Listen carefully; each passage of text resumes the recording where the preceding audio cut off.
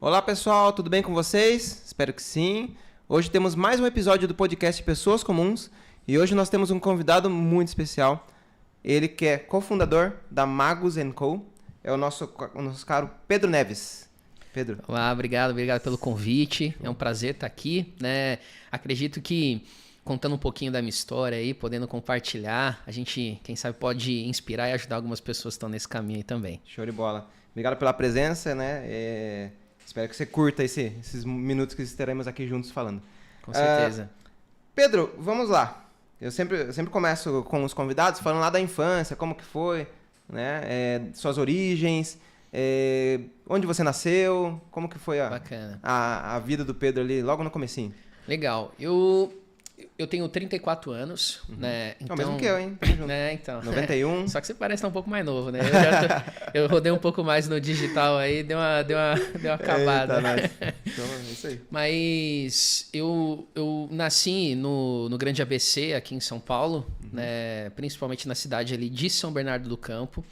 Então, boa parte da minha infância foi ali. Né? É um bairro chamado Jardim Detroit ali. É um bairro bem humilde, né? Eu não cheguei a morar em comunidade, em favela, mas assim, era a rua de trás da minha casa, né? Então, a convivência, o acesso, realmente sempre foi com esses ambientes, né? Então, eu nunca tive, eu costumo dizer assim, eu nunca passei necessidade, né? Nunca me recordo de ter faltado nada de comida, de brinquedo, de experiência, de carinho e proximidade dos pais. Mas era algo que também, quando eu passei a entender um pouco mais das coisas, comecei a ver coisas de um pouco diferentes na escola, sei lá, um tênis diferente, um skate, por exemplo, não eram coisas que meus pais tinham condição de comprar. Né? E aí começou a me incitar aquela necessidade de, acho que eu quero começar a trabalhar. Né? Então, com 14 anos, eu começo a trabalhar, só que na parte de buffet, né? Então tinha uma amiga do meu pai, né, que ela tinha um buffet já muito tradicional ali na região de São Bernardo, ela fazia muitas festas, era praticamente toda sexta, sábado e domingo tinha evento. Né? Tanto que eu até escolhi, às vezes eu trabalhava sempre assim, de sábado e domingo. Foram praticamente 2 anos, 3 anos trabalhando em buffet quase todos os finais de semana. Né? E aí já começou... eu ter ali um pouco de dinheiro, eu usava esse dinheiro para comprar algumas coisas, fazer algum passeio, ir no jogo do Corinthians, por exemplo, que eu gostava de ir, né, com meus primos. Então, aí eu já comecei a ver que, poxa, o trabalho aqui é um caminho que não dependo dos meus pais ali para comprar, obviamente que dependia moradia, né, alimentação, mas para comprar algumas coisas ali que eu gostaria. E aí nessa eu decidi, aí quando eu fui me mudar para a parte do ensino médio, né, na escola lá estadual onde eu estudava, né, tinha a opção de fazer o ensino médio à noite. E aí, porque quando eu já trabalhava no buffet, eu estudava de manhã, porque era ensino fundamental, não tinha. E era final de semana também. E era só de final de semana, só que eu falei, poxa, agora com o médio tendo à noite, eu consigo trabalhar em algum lugar de dia. E aí eu comecei, né, a procurar, não sabia ainda os caminhos, entreguei vários currículos, assim, muito novo. E aí tinha uma fábrica de toldos, que fazia toldos, assim, próximo da minha casa. Né? Eu comecei a trabalhar lá assim, mas, cara, acho que foi uma das experiências mais frustrantes, assim, porque o cara era, sei lá, muito estúpido, assim, escrotão, assim. Né? Então ele... a gente fazia alguma coisa errada, ele quebrava o toldo que a gente montava, ele chutava, chamava a gente de burro, de incompetente. Caramba, é igual aquela professora que rasga o desenho da criança. Era uma realidade que eu falei, caraca, será que é assim o mercado de trabalho? É isso que eu vou... Eu fiquei ali mais ou menos um mês, eu falei, cara, não é possível, eu não vou ficar aqui. E aí eu saí dali e fui trabalhar num restaurante. Então aí eu trabalhei um bom tempo num restaurante como auxiliar geral. Só que aí eu comecei a aprender, tinha um churrasqueiro lá, ele saiu, aí me deram ali a oportunidade de falar, você quer aprender e tal, aprendi, fazia bem, fiquei ali um bom tempo, até por isso que eu gosto de fazer churrasco até hoje, aprendi muito novo. E aí fui ali nessa churrascaria, E aí foi indo, né? Aí eu comecei a dali, né, nessa época, que já comecei a ajudar um pouco em casa, né, assumir algumas contas, dividir ali, né, algumas coisas, né, até que eu arrumei um trabalho, né, numa empresa, num almoxarifado. Né, e aí nessa época eu vi uma oportunidade de crescimento.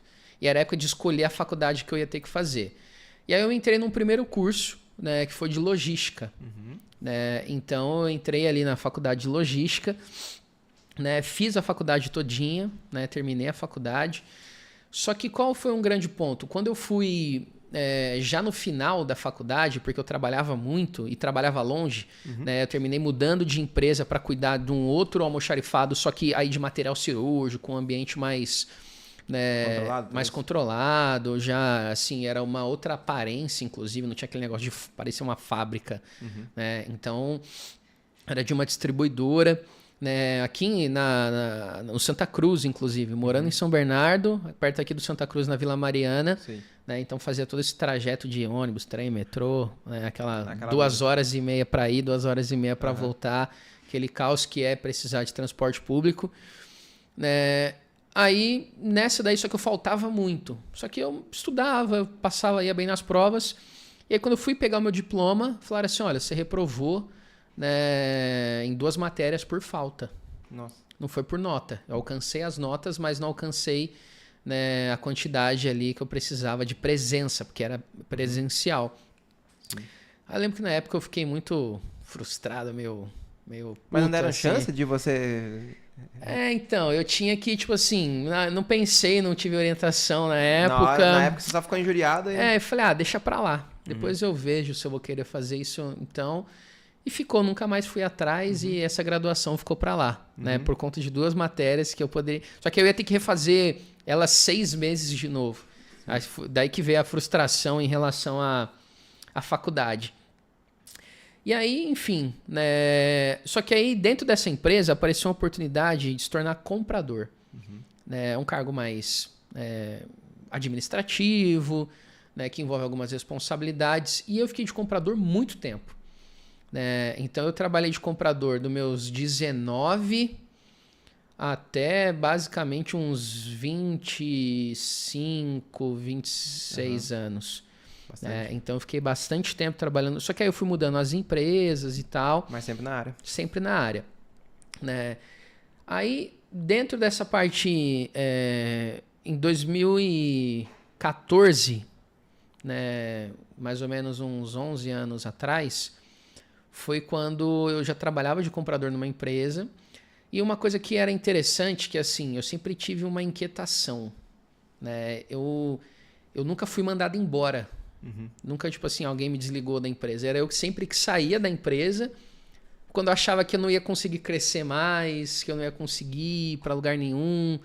Só que era uma inquietação, de certa forma, controlada, assim. Eu nunca fui uma pessoa muito ambiciosa. De falar assim, quero ganhar muito dinheiro, né? Não, quero ter uma vida normal.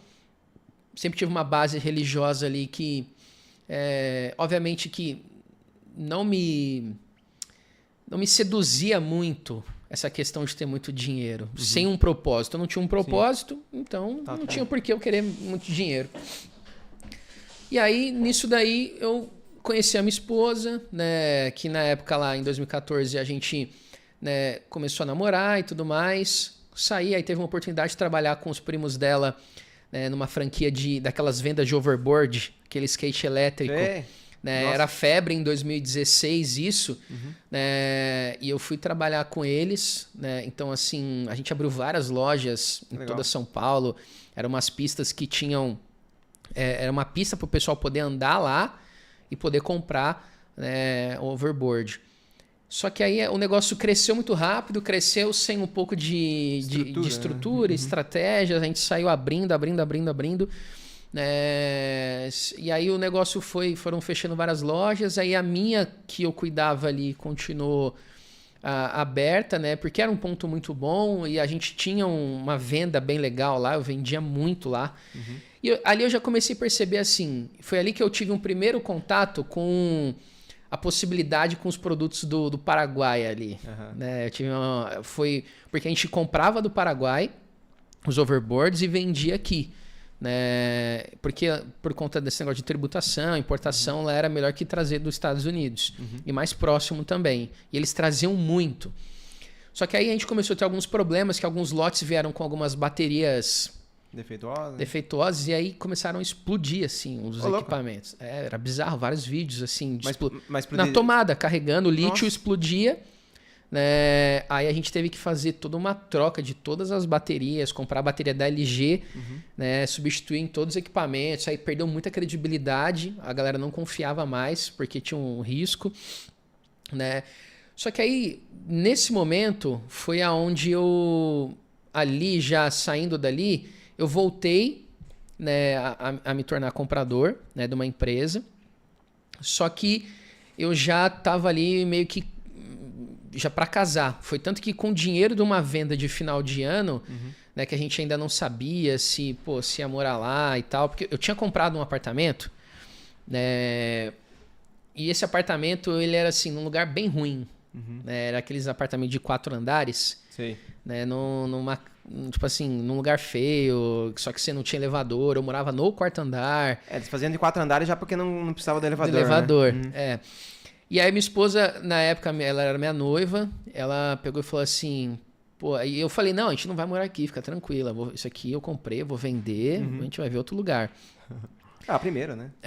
Só que aí, bem na época que eu fui vender, deu aquele problema do impeachment da Dilma. E todos a liberação de crédito para imóveis, eles estavam facilitando só para imóveis novos.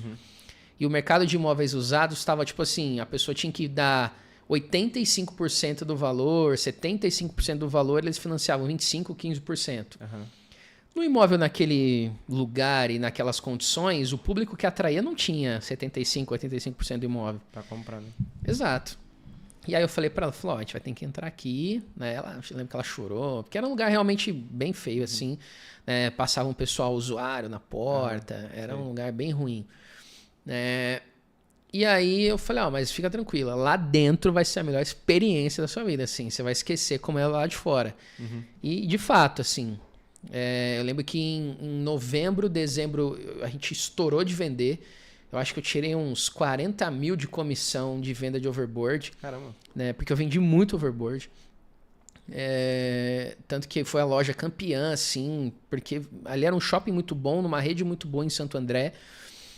E aí eu reformei o apartamento inteiro. Eu só não troquei as janelas porque não podia. Tudo eu troquei lá. Aquela veneziana, né? Tudo que você imaginar eu troquei. Porta, fiação, forro, piso, não ficou nada. Todos os móveis planejados, deixei o apartamento, né? Tanto que depois, na hora que eu fui vender ele, vendeu rápido, né? Porque era realmente destoava ali dos demais lá. E aí ali a gente ficou, né, por um bom tempo, eu trabalhando nessa empresa, né? E aí a gente teve o nosso primeiro filho, que foi o Arthur. Né? Só que o que começou a acontecer? Minha esposa sempre trabalhou no Banco Itaú desde que eu conheci ela. Né? Foi bancária ali, né? Trabalhando no Itaú. E o Itaú sempre teve muitas condições, assim, né? Tinha muitos benefícios. Né? Então, VR gigantesco, convênio médico. Tanto que, assim, quando somava, o que ela tinha de benefício era infinitamente maior do que ela tinha de salário, assim. E aí, por muito tempo, a gente conseguiu ali mantendo os dois trabalhando, eu como comprador, ela ali como... E eu, nessa época, eu comprei um carrinho, né? Ia para São Paulo, só que aí já agora na Moca, né? Então ficava indo do ABC para Moca todo dia. Até essa época, você estava no transporte público, você não tinha carro ainda. Aí a gente foi quando eu entrei nessa empresa da Moca, a gente comprou um carro, né? Porque assim, eu tinha um carro dividido com meu pai, aí meu pai foi usar o carro, fundiu o motor. Nossa. Aí eu fiquei sem carro, a gente ficou sem carro um tempo. Só que nessa que ele fundiu o motor, ele tinha um outro carro dele mais novo lá que ele não usava, que era um Jack Motors lá. Aí ele me passou esse carro, eu continuei pagando as prestações dele e fiquei com esse carro. Então, assim, sempre foi... eu sempre olhava e para mim eu vivia aquilo ali como uma realidade boa, assim. Eu não enxergava a necessidade de querer... Né? Nesse meio tempo eu já tinha começado e parado umas 2, 3 faculdades. Tinha começado economia, tinha começado administração, tinha começado... Então eu estava sempre né, inquieto ali, sempre estudando, olhando.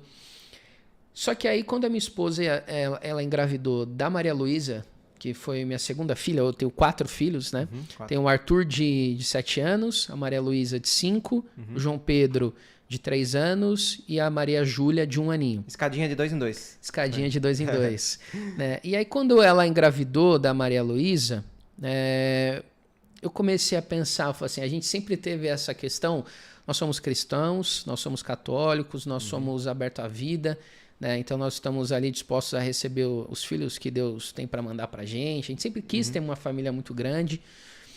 Só que aí eu falei, cara, não vai dar. Né? Assim, se a gente continuar, se Deus continuar mandando, né? Eu falei, a conta Pode não mandar, mas vai com calma, né? Eu falei, a conta não vai fechar. Né? Eu comecei a fazer uma conta simples ali, eu falei, eu vou precisar.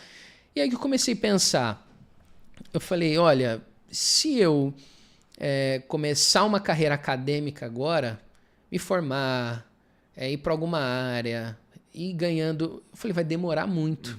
Passou esse tempo já. Né? Eu sei que, pô, daria e tal, é um caminho que muita gente faz. E tem um negócio que fala assim, não faz faculdade não, que não dá dinheiro. Cara, se você é novo, né, se você tá... Cara, faz, é importante. Sim. Até para as pessoas que jogam um jogo alto, agora que a gente empreende, né, que se destacam, que tem essa questão do empreendedorismo, mas que tiveram uma base de graduação, elas chegam na frente. Faz diferença, né? Faz diferença. Tá? Então, esse papo da galera falando assim, quem faz faculdade não vai ganhar dinheiro, vai ser funcionário de um cara que empreendeu. Mas o cara que empreendeu, que fez, ele vai ser uma empresa muito melhor do que aquele que não fez. Né? Raras exceções, são poucas exceções das pessoas. Né? Fala assim, mas o pessoal fala, cara,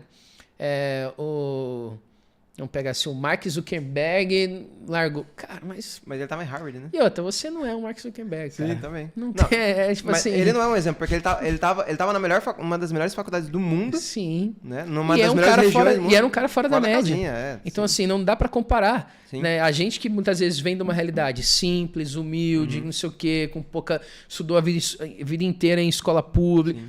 Cara, você tá na desvantagem. Não dá pra comparar, né? Você tá na desvantagem. Né? Tem pessoas que tiveram... Obviamente que, assim... ter essas vantagens não quer dizer que você vai ter sucesso ou não. Tem pessoas que eu conheço que tiveram uma ótima formação em escola particular e hoje não são nada. Por quê? Porque isso não quer dizer. Mas te dá uma certa vantagem se você sabe aproveitar.